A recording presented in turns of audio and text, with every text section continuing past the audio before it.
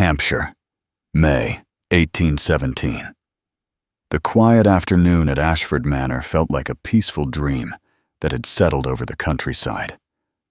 Warm sunlight slipped through the tall windows of the manor's grand library, painting soft golden shapes across shelves filled with leather-bound books and across the old Persian carpet that had belonged to Verity Ashford's grandmother.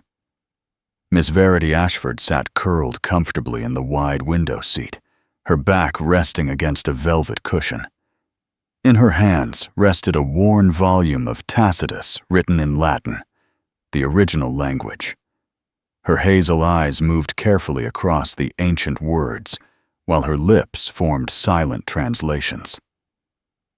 At 24, Verity had grown used to living between two worlds. One was the quiet world of thought and learning that she loved deeply. Just the other was the noisy world of society where her mother constantly worried about finding her a husband. The library was the only place where those worries could not reach her. But the peaceful moment ended suddenly. The sharp clatter of horse hooves echoed across the gravel drive outside the manor. Verity lifted her head in surprise. Visitors rarely arrived without warning. Curious, she leaned slightly toward the window and looked outside. A large black carriage rolled slowly toward the entrance of the manor. It was elegant and expensive. The horses were strong and perfectly groomed. Even from a distance, she could see the shining crest painted on the carriage door.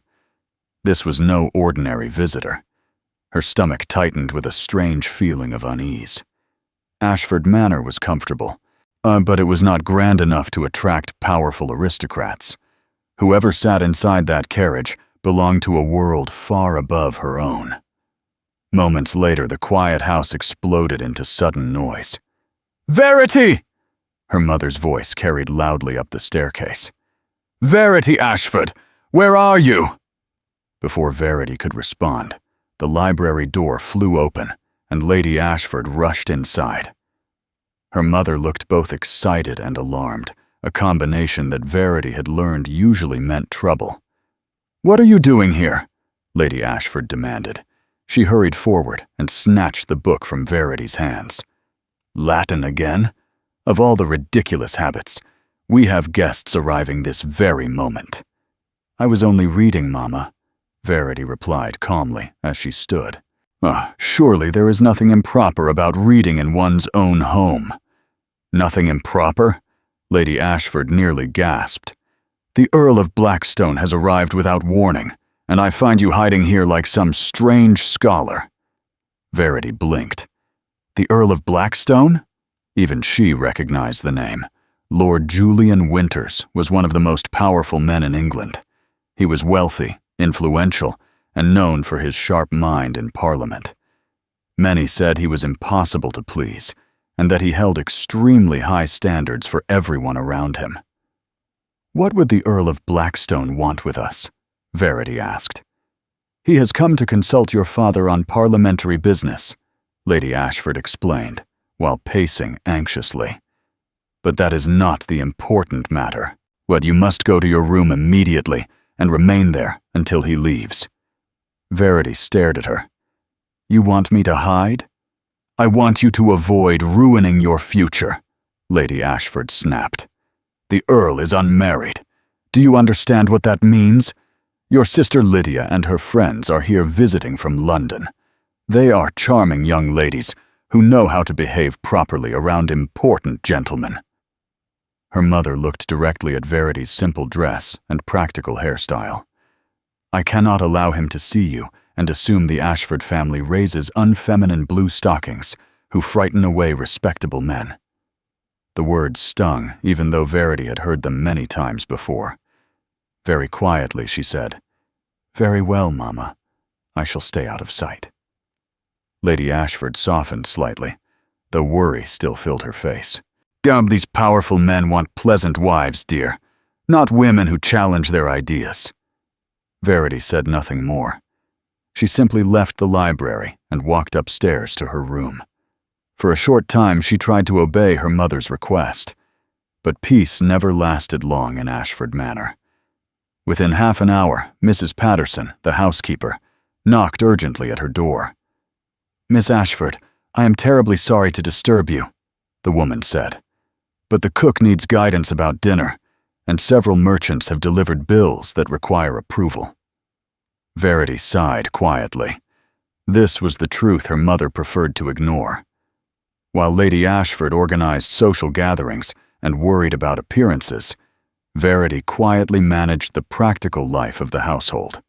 Sir Geoffrey Ashford was brilliant in political matters, but completely helpless with daily organization. Without Verity, the entire household would collapse. So she slipped quietly through the servant corridors, helping the staff solve problems, while carefully avoiding the drawing room where the Earl and her father were meeting. Occasionally, she heard voices drifting down the hallway. Deep male voices discussing politics. Once she heard her mother speaking to Lydia and her friends. "Remember," Lady Ashford whispered loudly, "be charming, not intelligent. Gentlemen dislike clever women." Verity rolled her eyes as she passed. The hypocrisy was almost amusing. Her mother had married Sir Geoffrey precisely because she had been clever enough to recognize his bright future. Deepens. Yet now she insisted intelligence was a dangerous flaw in a woman. Verity had just returned to the library to collect a household ledger when the door burst open again. "Verity!" Sir Geoffrey stood in the doorway looking relieved. "Thank heavens I found you." "Mama said I must remain out of sight," Verity said. "Nonsense," he replied quickly. "This is an emergency." He hurried inside. "There is a clause in a treaty document that the Earl and I cannot properly interpret. The wording is extremely old diplomatic language. You are the only person I know who can understand it." Before Verity could protest, her father gently took her arm. "You must help us." Moments later, Verity found herself walking toward the drawing room. Her heart pounded. She caught a quick glimpse of herself in the hallway mirror. Her pale green morning dress was simple. Her dark hair was tied in a practical knot. She looked nothing like the polished ladies waiting inside. When they entered the drawing room, several heads turned at once. 5 young women sat on a sofa, Lydia and her visiting friends. All of them wore elaborate gowns and carefully styled hair. Their expressions froze when they saw Verity. Near the fireplace stood a tall man in dark riding clothes, the Earl of Blackstone. He was taller than she expected, with dark hair touched lightly with silver at the temples. His gray eyes were sharp and observant, the eyes of a man used to studying everything carefully. "Lord Blackstone," Sir Geoffrey said proudly, "may I present my eldest daughter, Miss Verity Ashford. She has considerable talent with languages." The Earl turned fully toward her, and his gaze was intense but not unkind. Verity curtsied politely. "Miss Ashford," he said, "your father speaks highly of your abilities." His voice was deep and calm. I did not realize he had such an accomplished daughter. What followed surprised everyone in the room. For the next hour, Verity and the Earl discussed the treaty document in detail. They debated translations, argued over phrasing, and examined diplomatic language with intense focus. Instead of dismissing her thoughts, the Earl challenged them thoughtfully. When she disagreed with him, he listened carefully. When she proved her reasoning, he admitted it openly. The rest of the room slowly faded from importance. For the first time in years, Verity felt her mind come alive in conversation.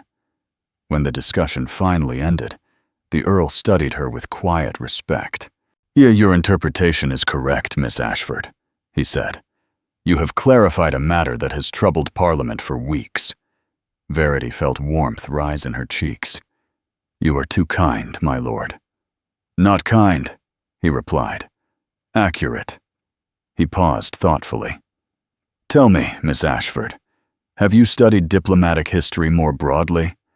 And with that question, An entirely new conversation began. That afternoon changed everything for Verity Ashford. What began as a simple request to translate a difficult treaty slowly became something far more unexpected. The Earl of Blackstone did not treat her as an awkward girl who had wandered into the room by accident. Instead, he spoke to her as though her mind truly mattered. Their conversation drifted naturally from the treaty to politics, from politics to history, and from history to poetry. But for the first time in her life, Verity forgot to feel embarrassed about her love of learning. Across the room, Lady Ashford watched in silent horror. This was not how the afternoon was supposed to unfold. Lydia and her visiting friends had spent hours preparing themselves to charm the Earl. Their dresses were perfect. Their smiles were carefully practiced. They giggled politely and waited for the right moment to attract his attention. But the Earl barely looked at them. Instead, his pale gray eyes remained fixed on Verity. When Lady Ashford finally interrupted the discussion, her voice carried a strained brightness. "My lord, you must be tired after such serious talk. Perhaps you would prefer some refreshment." She quickly gestured toward Lydia. "My daughter and her friends would be delighted to make your acquaintance." The young ladies smiled sweetly and began their performance. They complimented the Earl's reputation. They asked him questions about London. They laughed lightly at small jokes. Verity quietly moved toward a chair near the window, hoping to disappear. But 10 minutes later, the Earl suddenly spoke again. "Miss Ashford." Every head turned. "You mentioned earlier that you had an opinion regarding Wordsworth's latest poetry collection. I would very much like to hear it." Verity glanced nervously toward her mother. Lady Ashford looked as though she might faint, but the Earl waited patiently, so Verity answered honestly. "I found the collection uneven, my lord," she said. "Some poems are beautiful, but others seem overly sentimental." The Earl's lips curved slightly. "You are quite wrong about the daffodil poem." "Am I?" Verity replied. "Completely," he said calmly. "That particular poem is sentimental nonsense." The discussion that followed lasted another 15 minutes. They debated poetry with enthusiasm, while the young ladies on the sofa slowly fell silent. By the time the Earl prepared to leave, his interest was clear to everyone in the room. "I find myself reluctant to end our conversation, Miss Ashford," he said, as he prepared to depart. "If your parents permit it, I would be honored to continue our discussion at dinner this evening." Sir Geoffrey immediately agreed. Lady Ashford stood frozen in disbelief. That evening's dinner was unlike anything Verity had experienced before. Without the distractions of visiting guests, the conversation flowed freely. The Earl revealed himself to be far more than the cold, intimidating figure society described. Beneath his reserved manner was a man who loved literature, philosophy, and lively debate. Several times during dinner, he laughed openly when Verity challenged his arguments. The sound transformed his stern features completely. By the end of the evening, he made another unexpected request. "I hope you will permit me to visit again tomorrow afternoon," he said. "I find our discussions most stimulating." Sir Geoffrey welcomed him warmly. After the Earl left, the house erupted into chaos. Lady Ashford paced the drawing room in confusion. "I cannot understand it," she muttered. "He is an Earl. An Earl. Good, and you sat there arguing with him about poetry." "He asked my opinion," Verity said quietly. "Yes," her mother replied sharply, "and you should have agreed with him." But Verity suspected something important had changed. Over the next several weeks, the Earl returned to Ashford Manor again and again. Officially, his visits were for parliamentary consultation with Sir Geoffrey, but it quickly became obvious that his true purpose was to see Verity. They spent hours together in the library discussing books, history, politics, and philosophy. For Verity, Those conversations felt like water after years of thirst. No one had ever spoken with her like that before. No one had treated her ideas as something valuable. The Earl did. Lady Ashford noticed the pattern as well. One afternoon after he left, she studied Verity thoughtfully. The Earl calls here remarkably often," she said. "He seems particularly attentive when you are present." Verity tried to remain calm. "He values Father's political advice." Her mother raised an eyebrow. "And does he also value yours?" Verity said nothing, because secretly she had begun wondering the same thing. Then, one afternoon, everything changed. The Earl arrived earlier than usual.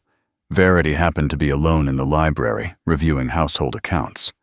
When he entered, he closed the door behind him gently. "Miss Ashford," he said quietly, "forgive my early arrival." His voice carried an unusual tension. "I came hoping to find you alone." Her heart began to race. "How may I assist you, my lord?" He stepped closer. For a moment he seemed uncertain, which surprised her. But the powerful Earl of Blackstone rarely appeared unsure of anything. Finally, he spoke. "I have spent most of my life guided by duty," he said slowly. "But recently, I have discovered something unexpected." His eyes met hers. "You." Verity felt her breath catch.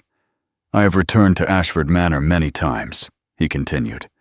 "At first for political consultation, but now I realize my reasons are different." He paused. "I find myself wanting your company, your thoughts, your conversation." The room felt very quiet. "I wish to court you properly, Verity," he said. "With your permission." She could barely speak. "You barely know me," she whispered. "Then allow me to know you better," he replied. "I want to understand everything about you, your thoughts, your hopes, your dreams." His honesty made her heart ache. Finally, she answered softly, "I would be lying if I said your visits meant nothing to me." Relief filled his expression. "Then I may court you?" "You may." His smile appeared for the first time, and it changed his entire face. News of their courtship spread quickly through society. People were shocked. The powerful Earl of Blackstone was courting Miss Verity Ashford, a quiet gentleman's daughter known mostly for reading too many books. At social gatherings, Julian remained attentive. He claimed her first dance. He stayed near her side. He listened when she spoke. But Verity slowly noticed something troubling. Sometimes shadows crossed his expression. Sometimes he withdrew when conversations turned personal. She eventually learned the reason. One evening her father told her the truth, that Julian's father had been murdered by a trusted business partner during a violent argument. The young Julian had discovered the body himself. He was only 21. The scandal had shaken the entire country, and after the trial, Julian had discovered his father's estate was nearly bankrupt. He had spent years rebuilding everything alone. When Verity finally spoke to him about it, Julian tried to hide his pain, but she refused to let him carry the burden alone. She took his hand gently. "What happened to your father does not define you," she said softly. For a moment he simply stared at her. Then something inside him broke open. He pulled her into his arms. "I love you," he whispered. Tears filled her eyes. "I love you too." For a time, happiness seemed certain. But society had not yet finished testing them. 6 weeks before their engagement ball, a scandalous newspaper printed a vicious article. It attacked Verity's family. It called her a fortune hunter. It suggested she had trapped the Earl into marriage. The cruel words cut deeply. Verity read the article alone in her room, her hands shaking. What if society was right? What if she truly did not belong in Julian's world? When Julian saw the article, his reaction shocked her. Cold fury filled his eyes. "Who wrote this?" he demanded. "I will destroy them." And in that moment, Verity realized something important. Julian Winters was not a man who allowed harm to come to the woman he loved. But the storm surrounding their engagement was only beginning. The scandalous article spread through society like wildfire. Cruel words printed on cheap paper now whispered through drawing rooms, tea gatherings, and ballroom corners across England. Every rumor seemed sharper than the last. Some claimed Verity had cleverly trapped the Earl. Others suggested she was simply a fortunate nobody who had somehow stumbled into greatness. Verity sat alone in her bedroom the morning after the article appeared. The newspaper lay folded beside her, but the words echoed painfully in her mind. Fortune hunter, scheming girl, unworthy. She pressed her hands together, trying to calm the storm of doubt rising inside her. Perhaps society was right. Perhaps she had reached too far beyond her place. A gentle knock sounded on the door. "Come in," she whispered. Lady Ashford entered quietly and immediately noticed her daughter's pale face. "My darling," she said firmly, taking the newspaper from the bed and tossing it aside. "Do not give that nonsense any power over you." "But what if there is truth in it?" Verity asked softly. "What if I truly do not belong in Julian's world?" Lady Ashford knelt beside her daughter and took her hands. "You belong wherever you are respected and loved," she said fiercely. "And that man adores you." As if summoned by those words, the front door of Ashford Manor slammed downstairs. Heavy footsteps echoed through the hallway. Moments later, the library door burst open. Julian Winters entered with a face colder than winter itself. He held the same newspaper in his hand. "Who wrote this?" he asked quietly. The calmness in his voice was more frightening than anger. Verity stood slowly. "It is only gossip, Julian," she said gently. "It will pass." His gray eyes flashed. "No." He walked toward her, placing the newspaper firmly on the desk. "This is not gossip. This is defamation." Verity tried to reason with him. Any response will only give the story more attention. But Julian had already made his decision. "I will not allow anyone to insult the woman I intend to marry." True to his word, he did not write letters to newspapers or argue publicly. A man of his rank did not debate with gossip writers. Instead, he handled the matter quietly. Julian visited the owner of the printing press in person. He spoke to powerful investors who funded the publication. He reminded them of favors they owed him. His message was calm and unmistakable. Any further attacks on Miss Verity Ashford would destroy their reputations and fortunes. The effect was immediate. Within days, the gossip disappeared completely. Society moved on to easier targets. When Verity learned what Julian had done, she felt both gratitude and worry. "You should not have troubled yourself so greatly," she said. He took her hands gently. "You are worth defending." His voice softened. "You will always be worth defending." Soon afterward, the long-awaited engagement ball arrived. Blackstone Hall glittered with hundreds of lights that illuminated the ancient stone estate. Elegant carriages lined the long driveway as guests arrived in gowns and polished coats. Verity stepped out of the carriage beside Julian, her heart beating quickly. The hall was magnificent. Tall windows, golden chandeliers, and polished floors reflected centuries of wealth and history. Hundreds of guests filled the grand ballroom, their conversations quieting slightly as the Earl entered with his fiancée. Julian remained beside her throughout the evening, his hand resting lightly at her back. Finally, the moment arrived. He stepped forward to address the gathered guests. "My friends," he began calmly, "it is my great honor to announce my engagement to Miss Verity Ashford." His voice carried clearly through the room. "She has accepted my proposal, and I look forward to presenting to you the future Countess of Blackstone." Applause filled the hall. Some guests smiled warmly. Others clapped politely.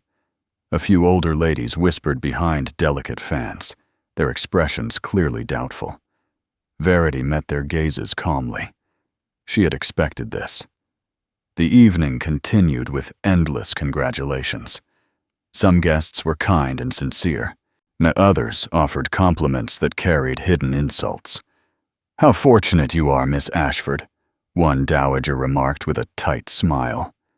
Verity simply thanked her politely. Later in the evening, exhausted from smiling and conversation, Verity slipped quietly onto the terrace for fresh air. The cool night breeze brushed her face. "You will grow used to it," a voice said gently. Verity turned to see Lady Charlotte Winters standing nearby. Julian's younger sister walked forward and leaned against the terrace railing beside her. "The first events are always the hardest," Charlotte said kindly. "You feel as though everyone is judging every word you say." Verity gave a small smile. "Because they are." Charlotte laughed softly. "Yes, but eventually you learn to ignore the worst of it." She looked at Verity thoughtfully. My brother loves you very much. That alone will silence many critics over time." Her words brought unexpected comfort. The following months passed quickly as preparations for the wedding began. Julian and Verity spent as much time together as possible, discussing their future. They spoke about managing the estate, supporting charitable causes, and creating a marriage based on partnership rather than cold duty. Of course, they argued sometimes. One evening, they disagreed strongly about political matters after Verity expressed passionate opinions about helping poor children. Julian worried her public comments might cause political trouble. Verity feared he expected her to silence her beliefs. Their voices grew heated, until finally they stopped and truly listened to each other. "I fell in love with your honesty," Julian admitted at last. "I cannot ask you to become someone else, and I will learn to navigate your world more carefully," Verity promised. That night, they reached a deeper understanding. They were partners, not opponents. Winter arrived quickly. On a bright December morning, Verity Ashford walked down the aisle of Blackstone Hall's chapel, wearing a gown of ivory silk. Hundreds of candles illuminated the small church. Her father stood beside her proudly. "You are more than a brilliant mind, Verity," he whispered before the ceremony began. "You are the pride of this family." Tears filled her eyes as she hugged him. Then the music began. At the altar, Julian waited, his expression filled with joy that softened every stern line of his face. When their eyes met, the world seemed to disappear. They spoke their vows with steady voices. The rings they exchanged held family history and promise. And when the vicar declared them husband and wife, Julian kissed her gently, while the chapel filled with applause. After the celebration ended, they left for a quiet hunting lodge on the edge of the estate. For the first time since their engagement began, they were truly alone. Those days became some of the happiest of their lives. They walked through snowy fields, read books by the fire, and talked late into the night about dreams and plans. They discovered a deep tenderness between them that went beyond conversation and debate. Most importantly, they built the foundation of their marriage. They promised to face every challenge together, to speak honestly, and to protect the private bond between them, no matter what society demanded. Weeks later, during their first Christmas as husband and wife, Verity stood at the tall window of Blackstone Hall's library, watching snow fall across the estate. The world outside was white and silent. A year ago, she had been simply Miss Verity Ashford, a quiet woman who loved books and expected nothing more from life. Now she was the Countess of Blackstone. Julian stepped into the room behind her and wrapped his arms around her waist. "What are you thinking?" he asked softly. She leaned back into his warmth. How much life has changed in 1 year? He studied her face carefully. "Any regrets?" She turned to face him. "Not one." Her voice was gentle but certain. "I have found something far more valuable than titles or wealth." "What is that?" he asked quietly. She smiled. "A man who truly sees me." Julian touched her cheek tenderly. "And you," he said, "have given me a life worth living." Outside, the snow continued falling softly over Blackstone Hall. Inside the great house, two hearts that had once lived in separate worlds now beat together in perfect harmony.